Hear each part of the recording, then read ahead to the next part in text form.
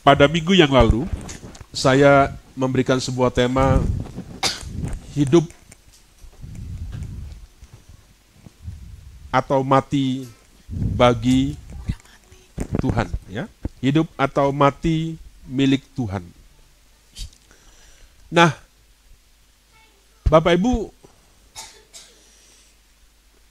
hidup bagi Tuhan, mati bagi Tuhan itu bukan sesuatu yang gampang dalam kita mengamalkannya, dalam kita mempraktekkan dalam kehidupan kita. Nah, hari ini saya ingin melanjutkan ya tentang bagian daripada firman Tuhan yang saya sampaikan pada minggu yang lalu. Nah, hari ini kita akan merenungkan tentang tema yang saya coba ambil, pengikut Yesus yang asli atau yang palsu. Ya. Kalau dalam ini bahasa sekulernya seperti itu Bapak Ibu. Kalau dalam bahasa Alkitab biasanya kita belajar kita ini pengikut Yesus itu murid atau kelompok kerumunan. Kira-kira begitu ya bahasanya ya, kalau Alkitab. Pengikut Yesus yang asli atau yang palsu. Nah, Bapak Ibu sudah dikasih Tuhan, ada beberapa hal yang bisa terjadi dalam kehidupan kita yang bisa memungkinkan kita ini tidak menjadi seorang pengikut yang sebenarnya. Bukan menjadi seorang murid bagi Kristus. Bisa jadi, ada banyak hal. Ya. Nah,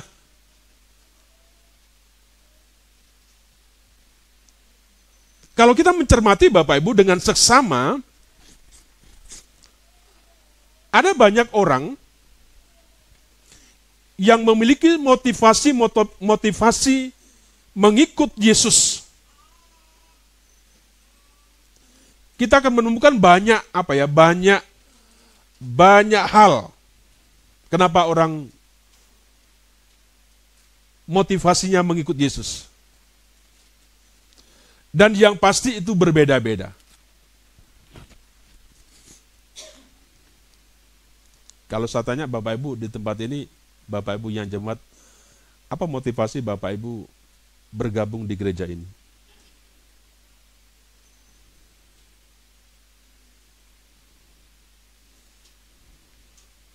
Boleh saya bertanya? Boleh saya berdialog? Nanti saya nggak berteori yang tinggi-tinggi tapi mendarat kira-kira begitu. Mama Daniel, apa motivasi Mama Daniel bergabung dengan GGN?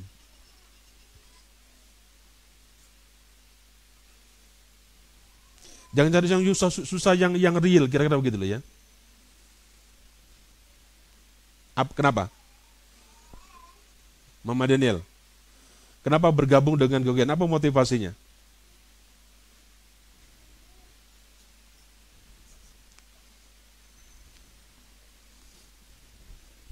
Kenapa? Mama Daniel? Gak tahu Pak Pendeta, saya ikut suami. Gak apa-apa, itu alasan. Itu motivasinya, seperti kira-kira begitu. Mama Mei, apa motivasimu bergabung di GGN?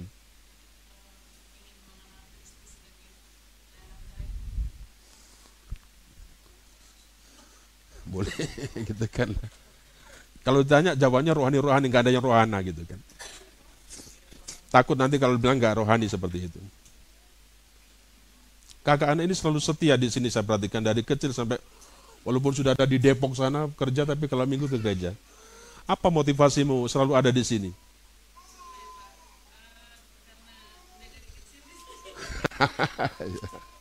Ya memang dari kecil. Pak nggak nyaman kalau di tempat yang lain.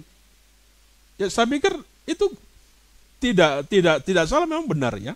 Nah Bapak Ibu, ternyata di antara kita, motivasi kita ketika kita bergabung pun berbeda-beda. Ya. Sama dengan banyak orang yang mengikut Yesus, motivasinya pun juga berbeda-beda. Ya, seperti nyanyian ini tadi ya. Ada orang yang mengikut Yesus karena ingin disembuhkan dari penyakitnya. Salah atau tidak? Hah? Enggak salah. Ya kan? Enggak salah. Ada juga yang mendambakan kesembuhan bagi anggota keluarganya. Ada orang lain yang mengikut Yesus supaya mereka mendapatkan makanan. Banyak hal motivasi-motivasi yang lain. Bapak Ibu kalau mendengar nyanyian, satu sisi ini lagu yang tadi kita dengar, apa ya, Tuhan memulihkanku, kalau Tuhan tidak memulihmu, kira-kira bagaimana kan? Kalau Tuhan tidak menyembuhkanmu, bagaimana? Apakah engkau berkata Tuhan Yesus baik? Kalau ekonomimu tidak pulih, apakah engkau berkata Yesus baik? Bapak Ibu kalau melihat di TikTok, saya melihat ada satu cerita tentang Alkitab di TikTok. Saya hanya nggak hafal Bapak Ibu. Nah, ada seorang murid Yesus yang datang kepada Yesus. Dia bilang, "Guru, aku ini kan muridmu. Aku ini kan diberikan kuasa olehmu. Ya, untuk menyembuhkan dan macam-macam." Diceritain Bapak Ibu ya. Nah, tapi persoalannya guru, kenapa? Penyakitku sendiri ini nggak sembuh. Kenapa aku nggak kau sembuhkan? Sehingga ketika ketika Yesus sembuhkanku, maka aku menjadi orang yang luar biasa. Kira-kira begitu permohonan daripada murid Yesus ini. Dia berkata tidak. Kamu pasti sembuh. Yesus katakan kepada murid itu, kamu pasti sembuh, hanya tunggu waktunya saja. Dan sepertinya murid ini terus meminta kepada Tuhan. Saya pingin Tuhan, sembuh. Supaya ketika kami melayani Tuhan, kami memberitakan Tuhan, sepertinya akan jauh lebih luar biasa. Orang yang pendeta cerita tentang Alkitab yang pergi Israel dengan nggak pergi ke Israel, kira-kira kurang mantap gitu Bapak Ibu. Paham ya? Kalau saya pergi ke Israel, saya cerita tentang Israel dan sebagainya, lebih mantap daripada pendeta yang tidak pernah pergi Israel cerita tentang Israel. Kira-kira begitu loh. Tapi Yesus katakan tidak. Ada sesuatu yang Tuhan mau daripada orang ini untuk menyatakan sesuatu yang dari Tuhan dan itu diberitakan.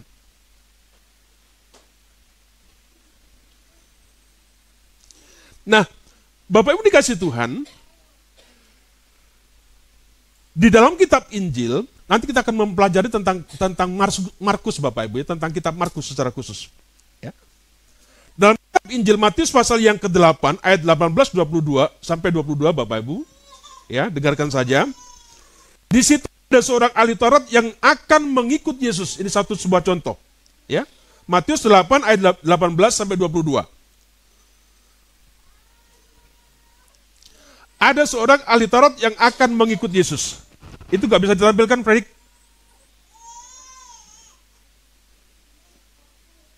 Ya. Nah, ada seorang ahli Taurat yang akan mengikut Yesus. Katanya kepadanya seperti ini, Guru, aku akan mengikut engkau kemana saja engkau pergi.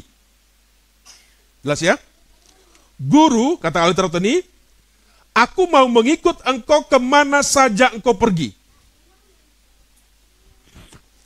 Kalau kita membaca dalam Injil itu Bapak Ibu, jawaban yang diberikan Yesus kepada ahli Taurat ini sepertinya aneh. Yesus tidak memberikan sebuah jawaban dengan kata-kata yang menunjukkan sebuah persetujuan atau penolakan. Guru, aku mau mengikut engkau. Kemana saja engkau pergi. Tapi Yesus tidak menjawab iya atau tidak. Dia berkata seperti ini. Bapak masih ingat? Ya.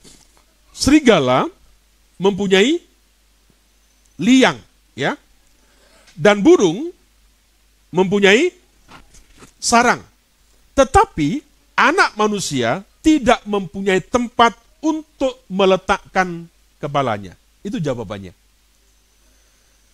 Serigala nggak punya liang, ya. Burung mempunyai sarang, tetapi anak manusia tidak mempunyai tempat untuk meletakkan kepalanya.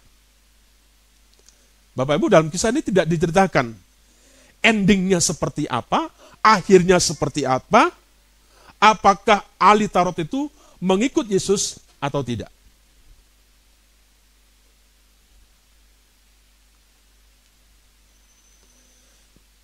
Memang Bapak Ibu, Matius ini tidak apa ya, kalau kita belajar, tidak bermaksud melaporkan secara lengkap apa yang dialami si ahli Taurat ini. Nah, kisah ini Bapak Ibu diangkat untuk membuat pendengar atau pembaca Injilnya mengetahui tuntutan Yesus, ya, bila ia ingin menjadi muridnya. Ya, yang ditekankan bukan masalah ahli Taurat ini ikut atau tidak, bukan. Tetapi bagi pendengarnya, Bapak Ibu, bahwa inilah yang dimau, inilah yang menjadi sebuah tuntutan oleh Yesus bagi siapa saja yang mau mengikutnya. Ya. Nah, kalau ada orang mengikut Yesus hanya untuk mencari sebuah kenyamanan, maka ia tidak akan bisa bertahan. Ya. Kenapa? Karena mengikut Yesus itu berarti harus siap, ya, dalam kemiskinan. Kemiskinan Bapak Ibu jangan diartikan selalu yang papa nggak punya duit, nggak punya rumah dan sebagainya. Bukan dalam arti miskin yang secara duniawi gitu ya, bukan, ya. Harus siap dalam kemiskinan. Seperti yang tadi dikatakan, yang tidak mempunyai tempat untuk meletakkan kepalanya. Itu satu contoh, ya. Untuk nanti kita akan lihat kepada bagian apa yang saya ingin bagikan. Yang kedua Bapak Ibu, di tempat yang lain, ada seorang muridnya, ya, yang meminta mau mengikut Yesus. Ada seorang murid yang meminta izin, dia katakan, untuk menguburkan siapa? Menguburkan ayahnya, ya kan? Dia berkata kepada mereka, kepada dia, ikutlah aku dan biarlah orang mati menguburkan orang mati. Ya. Tuhan, aku mau ikut. Tapi aku mau izin dulu. Mau kemana? Mau menguburkan bapakku yang meninggal. Tapi Yesus jawabannya kelihatannya sadis, kira-kira begitu ya. Ikutlah aku dan biarlah orang-orang mati menguburkan orang-orang mati mereka.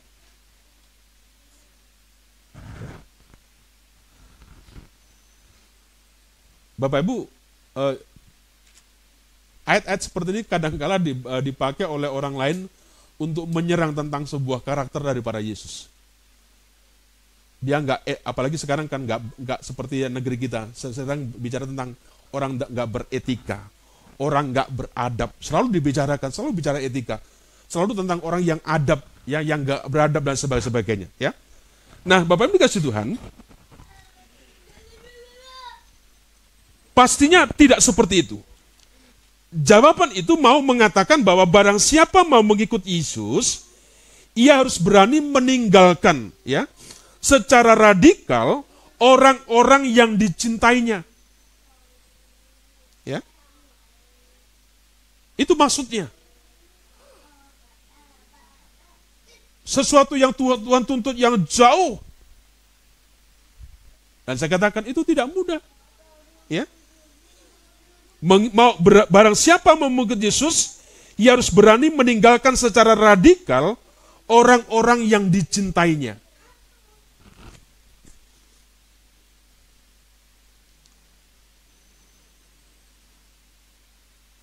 Ya, contoh-contoh yang praktis kan begitu Bapak Ibu. Engkau yang melayani Tuhan. Engkau yang terpanggil memberikan hidupmu bagi Tuhan.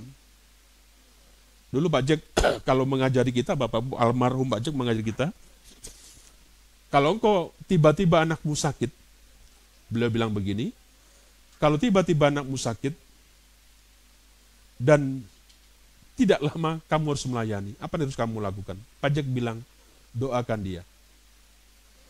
Dan kemudian berangkat. Kira-kira kurang nyaman begitu ya. Anaknya sakit, ya melayani. Ya kan? Pak Jack bilang, doakan. Selesai doakan, tinggalkan seperti itu. Nah, seperti yang dikatakan di sini.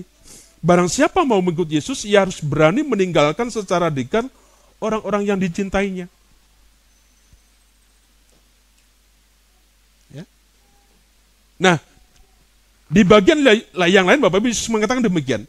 Barang siapa mengasihi bapa atau ibunya lebih daripadaku, apa dikatakan? Ia tidak layak bagiku. Ya. Barang siapa mengasihi bapa, mengasihi ibunya lebih daripadaku, ia tidaklah layak bagiku. Dan barang siapa mengasihi anaknya, laki-laki atau perempuan lebih daripadaku, ia tidak layak bagiku. Kalau engkau mengikut Yesus, dikatakan, engkau masih terlalu sayang kepada bapakmu, kira-kira begitu, kepada mamakmu, kepada anakmu, lebih daripadaku, maka engkau gak layak menjadi pengikut murid Yesus. Ternyata Bapak Ibu Saudara dikasih Tuhan, mengikut Yesus itu menuntut sebuah keseriusan. Ya.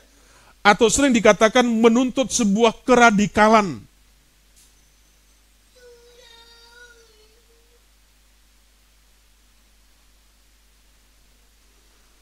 Nah, inilah salah satu hal Bapak Ibu yang menyebabkan banyak pengikut-pengikut Kristus itu yang tidak benar. Ya, cobalah. Bapak Ibu, orang kan bisa hanya berkata, saya percaya Yesus, saya mengasihi Yesus. It's okay. Tapi ketika kita praktek, seperti yang saya katakan kemarin Bapak Ibu dan minggu lalu, orang-orang waktu berjalan, oh saya percaya, siapa yang mau digendong, gak ada yang mau. Sama dengan kita. Ya, seperti yang katakan berat. Percaya sama Yesus berat, tidak semudah yang diucapkan. Memang kita senang anak muda atau kita hanya dikatakan, aku sayang sama kamu. Duitnya enggak keluar. Hah? Senang kita? Tidak. Ya? Itu satu bukti, kira-kira begitu kan? Dan banyak hal-hal yang Tuhan mau seperti itu bagi kita.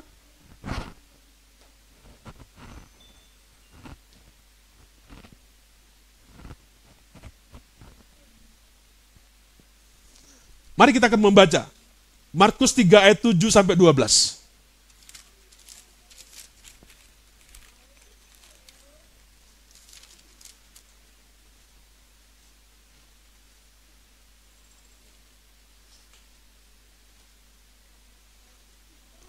Markus 3 ayat 7 sampai dengan ayat 12.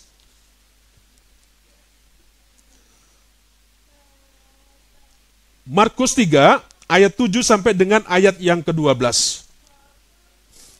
Demikian bunyi firman Tuhan.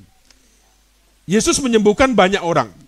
Kemudian Yesus dengan murid-muridnya menyingkir ke danau dan banyak orang dari Galilea mengikutinya. Juga dari Yudea, dari Yerusalem, dari Idumea, dari seberang Yordan, dan dari daerah Tirus dan Sidon, datang banyak orang kepadanya sesudah mereka mendengar segala yang dilakukannya. Ia menyuruh murid-muridnya dan menyuruh murid-muridnya menyediakan sebuah perahu baginya karena orang banyak itu, supaya mereka jangan sampai menghimpitnya.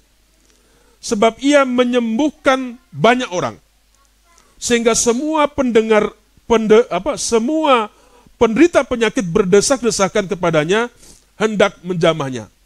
Bila mana roh-roh jahat melihat dia, mereka jatuh tersungkur di hadapannya dengan berteriak, "Engkaulah anak Allah."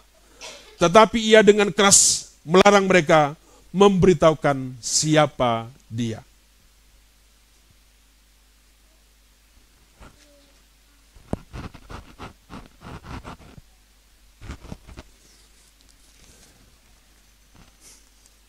Bapak Ibu,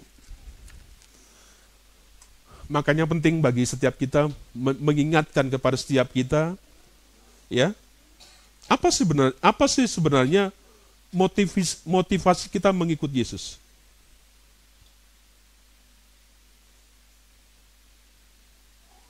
Ya, apakah kita ingin mendapatkan sebuah keuntungan pribadi?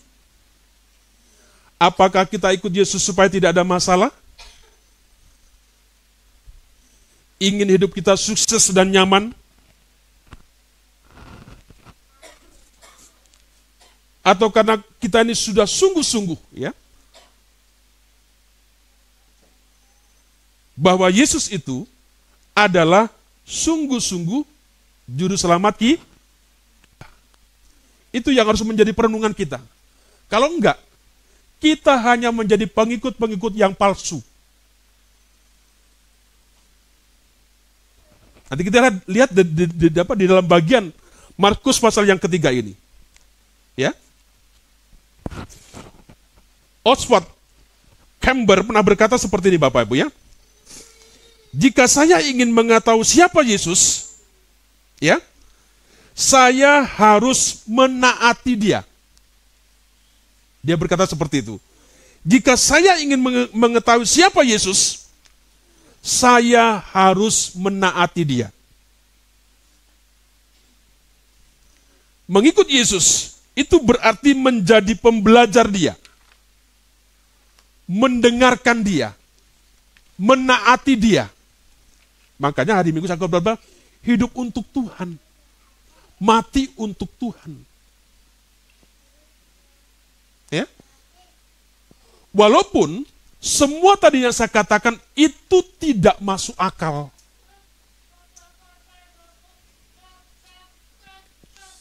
Makanya Bapak Ibu dikasih Tuhan, saya selalu berkata mengilustrasikan, saya pingin bersama-sama dengan kita untuk bisa mulai terbang sedikit-sedikit seperti itu. Ya, pingin meninggalkan sebuah landasan kira-kira seperti itu.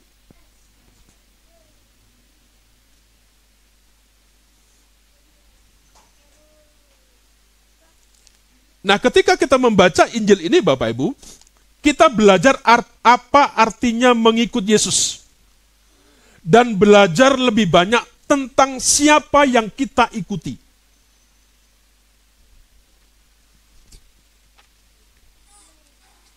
Ya.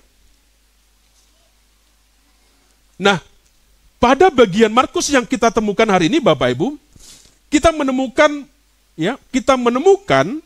Markus mengingatkan kita dan merangkum beberapa kebenaran tentang Yesus, sehingga kita perlu berhenti, ya, untuk kembali kita merefleksikan, untuk kembali kita merenungkannya, kembali untuk kita memikirkannya seperti itu. Perhatikan ayat yang ke-7, Bapak Ibu. Markus mengatakan di sana, kemudian Yesus dengan murid-muridnya menyingkir ke danau, dan banyak sekali orang dari Galilea mengikutinya, juga dari Yudea. Ya. Nah, ayat 7 Bapak Ibu kalau kita perhatikan, kalau kita eksegesi seperti itu, di situ ada dua kelompok. Ya, di sini ada dua kelompok. Kelompok pertama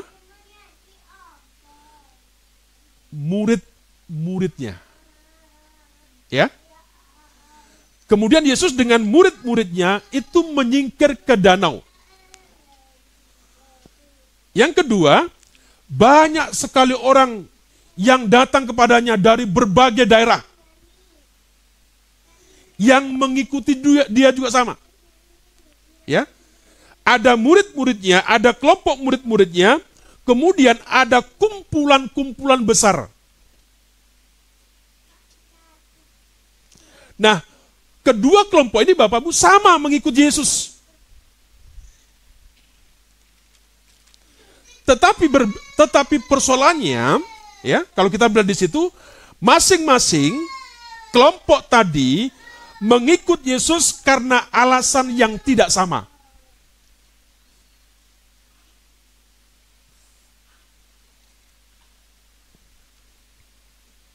Ya, paham ya? Sama. Mereka sama mengikuti Yesus. Tapi ada sesuatu yang membedakan. Ya. Mengikuti Yesus itu alasannya yang berbeda, motivasinya yang berbeda. Orang banyak.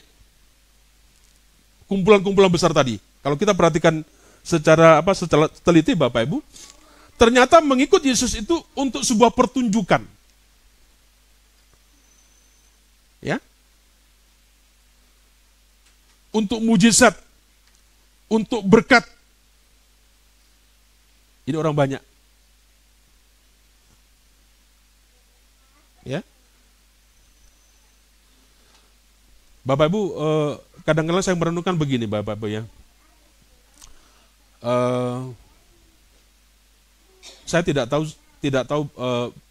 tapi saya merenungkan sendiri-sendiri Bapak ya, tentang orang ibadah. Ya. Orang ibadah itu memang bermacam-macam warnanya. Ya kan? Bapak Ibu, ada orang ibadah yang tanpa singer dan sebagainya, hanya nyanyi. Tapi kalau Bapak Ibu dengar rasanya waktu mereka nyanyi, itu rasanya merinding juga gitu ya. Orang yang biasa nyanyi yang sudah rame-rame rasanya nggak nyaman. Ya. Bapak Ibu, ada ibadah yang dikemas dengan sesuatu yang luar biasa. Yang sering kali banyak yang terjadi, Bapak Ibu memang perlu sebuah entertainment gitu kan. Tapi kadang-kala ibadah yang banyak terjadi, banyak entertainmentnya. Begitu kan ya? Saya membayangkan kalau gereja ini walaupun kecil Bapak Ibu, tempatnya bagus, ininya di karpet, ada panggungnya duduk, AC-nya dingin. Kemudian ada di situ Videotronnya, wah keren begitu kan. Rasanya, wah begitu kan. Tapi kadang-kadang saya mikir Bapak Ibu, seperti saya kan juga menyusai jemaat. Setuju, bendahara?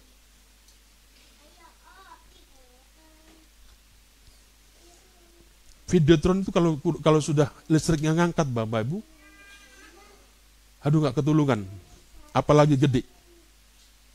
Belum lagi AC-nya dan macam-macam seperti itu. Ya, kadang saya masa apakah ibadah seperti itu? Kadang-kadang begitu kan? Bapak Ibu, saya di acara nggak tahu dulu Bapak Ibu kalau ibadah itu sampai di gereja saya pernah di Makassar itu ibadah gerejanya gede, satu gereja Bapak Ibu itu sampai kayak studio dan itu ada kamarnya yang bisa berputar-putar begitu kan. Ada seperti itu. Nah, Bapak Ibu, ini sebuah perenungan begitu kan. Apakah seperti itu kira-kira yang ibadah yang kira-kira menyenangkan hati Tuhan? Ya kan? Sama dengan tadi yang saya katakan, saya juga merenungkan dalam secara pribadi. Apakah saya ini sebagai seorang pengikut Tuhan, sebagai hamba Tuhan yang memang benar atau yang palsu?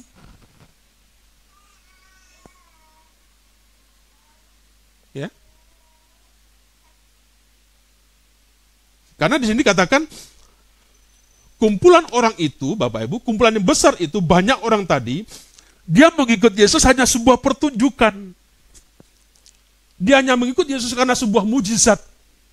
Ya. Hanya karena sebuah berkat seperti itu. Ada sebuah lagu Bapak yang sering saya putar di mobil itu. Dia berkata seperti ini syairnya. Apa namanya?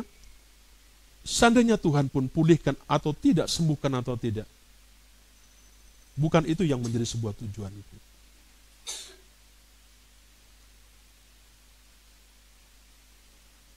Bapak Ibu, saya merenungkan sebuah perkataan seperti itu dari apa yang menjadi syair lagu itu. Seperti yang saya katakan tadi, ada murid yang datang sama Yesus. Bapak Ibu, Tuhan kita itu Tuhan bisa semuanya. Kita percaya itu. Kita tidak ragukan itu. Dari yang tidak ada bisa menjadi ada. Dari yang tidak mungkin bisa menjadi mungkin. Itu tidak kita ragukan tentang itu. Ya. Samalah. Kecintaan kita kepada pasangan kita, itu sebenarnya karena apa? Ya kan gitu. Kamu sayang sama suamimu itu karena apa?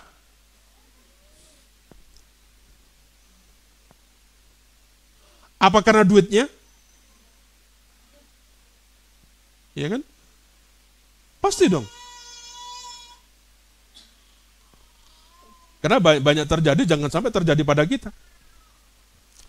Ada suami-suami yang masih gagah, perkasa, bahasa jama duit. Oh, dia senangnya memujinya luar biasa, dilus-lus. Ya, oleh istrinya kira-kira, oh sayangku, bebekku dan sebagainya. Ya kan? Tapi coba, ketika pasangan kita sudah mulai renta, mulai sudah tidak ada uangnya, apakah kita bisa memanggil kita yang sudah tua, waktu kita umur 17-18 dengan pacaran sama kita, sayang, bebek, bobot, apalah disebutkan. Ya. Orang-orang yang sudah tua, saya berharap di foto dompetnya itu, di dompetnya fotonya itu jangan yang foto sekarang. Yang masih muda. Ya, 17 tahun, yang masih ganteng, lihat begitu. Iya kan? Katanya Pak Andreas Susono begitu. Jangan lihat waktu kita tua, lihat waktu muda. Supaya semangat seperti itu. Nah, Bapak Ibu dikasih Tuhan, itu sedang terjadi dari apa yang diceritakan dalam Markus di sini. Nah, Markus menggambarkan kumpulan orang ini sebagai orang banyak dari berbagai jumlah yang tadi saya dikatakan di situ. Jumlahnya bukan ratusan ya, tapi ribuan. Itu orang banyak. Itu yang saya katakan tadi, yang palsu-palsu seperti itu. Sekarang yang kedua, murid. Ya. Kata murid itu berarti pelajar atau siswa. Dan mengacu pada mereka yang telah melampaui minat awal pada Yesus dan ingin mengikuti dia sebagai guru mereka. Itu murid pada awalnya. Walaupun Bapak Ibu dalam proses perjalanannya tibotangi. Ya, jatuh bangun seperti itu. Tapi dari awal seperti itu. Artinya, mereka, murid itu Bapak Ibu, mereka mendengarkan dengan cermat, mempelajari, memikirkan, dan secara serius mempertimbangkan apa yang Yesus katakan. Itu murid.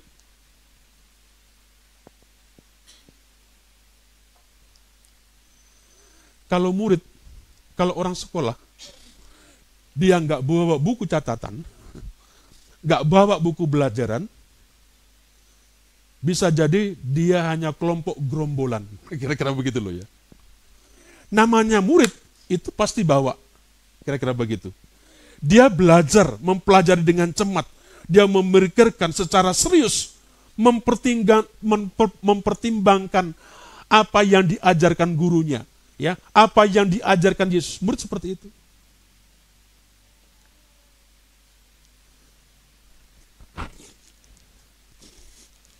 Bapak Ibu, hari apa?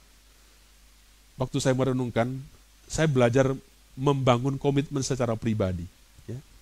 Saya cerita tentang apa yang saya rasa Bapak Ibu ya. Saya cerita tentang saya apa yang salah. Saya ingin membangun pribadi.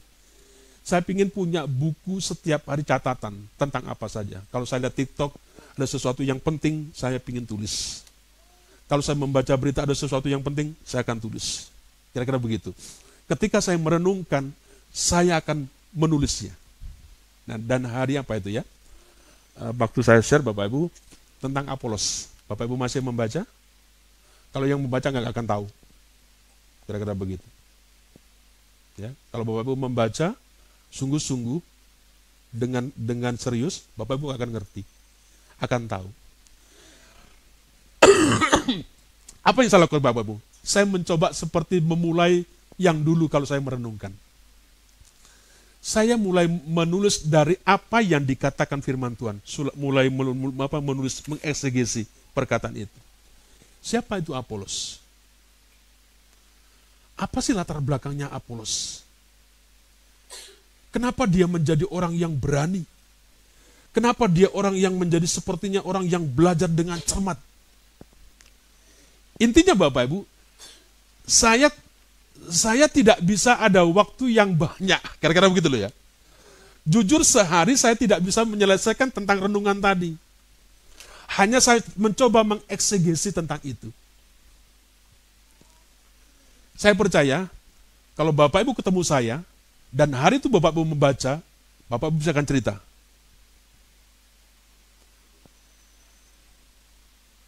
Kenapa? Apolos itu sampai berani berbicara dengan orang-orang yang hebat pada waktu itu.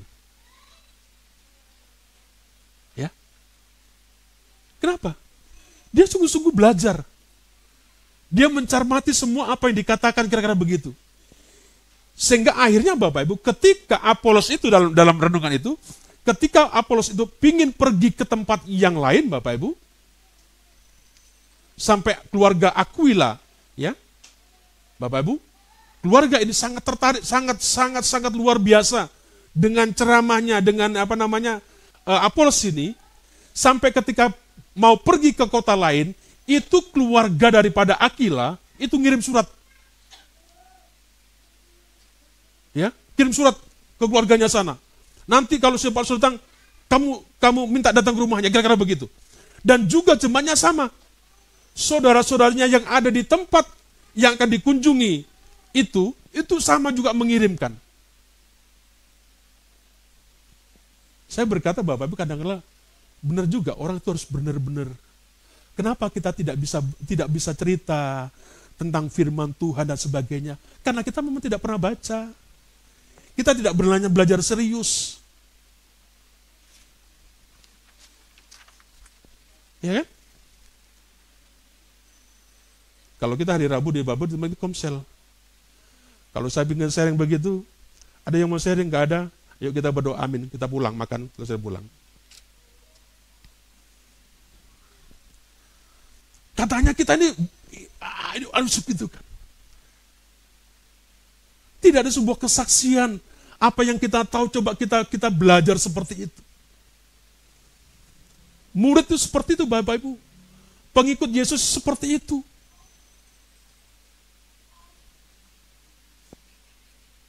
Ya.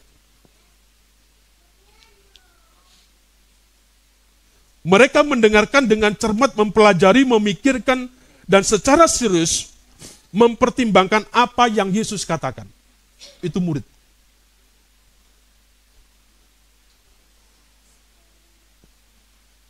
Ya. Sehingga nanti kan akan ketahuan Bapak Ibu. Dalam kehidupan praktis keseharian kita. Kenapa seringkali kita kecewa? Karena orang dari sekeliling kita. Kenapa kita mengikut Tuhan? Kenapa kita melayani Tuhan? Karena kita kecewa akhirnya. Karena kita tidak punya dasar yang kuat dan itu yang tidak kita hidupi. Ya? Kenapa Pak? Kok begini? Ya? Kalau kita punya dasar yang kuat karena itu, yang kita diciptakan karena itu, karena memang Tuhan yang mau kita melayani, itu tidak akan pernah terpengaruh, tidak akan pernah bergasa dengan orang-orang yang memperlakukan kita tidak baik. Ya? Itu seorang murid. Nah, Dalam Yohanes 2, 23-24 Bapak Ibu dikatakan seperti ini. Banyak orang percaya dalam namanya karena mereka telah melihat tanda-tanda yang diadakannya. Ya. Mereka mempercayai Yesus untuk melakukan mujizat, namun tidak untuk menyelamatkan. Mereka percaya kepada Yesus sebagai pembuat mujizat, namun dia bukan seorang Mesias. Itu orang-orang yang ikut yang diceritakan di sini, ya. Yohanes 6 ayat 66 Bapak Ibu. Mulai saat itu banyak murid-muridnya yang mengundurkan diri dan tidak lagi mengikuti Yesus.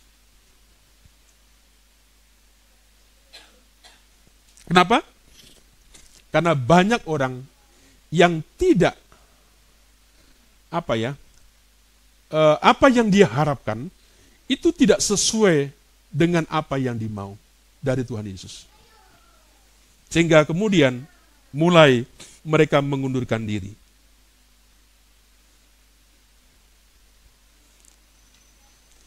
Bapak yang dikasih Tuhan, mari saudara yang kasih Tuhan, saya ingin mengajak pada siang hari ini menjadi sebuah perenungan bagi setiap kita.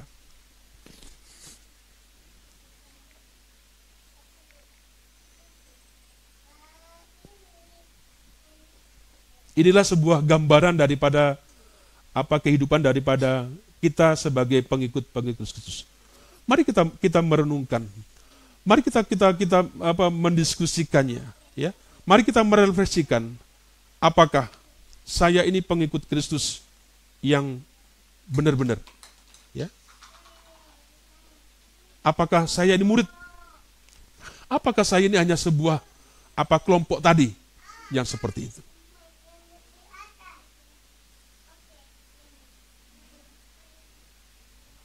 Mari kita bertanya kepada diri kita masing-masing. Apakah saya hanya bagian dari sebuah kerumunan tadi? Ya, yang menonton dari kejauhan. Dan apakah saya mencari Yesus untuk berkat-berkat-Nya?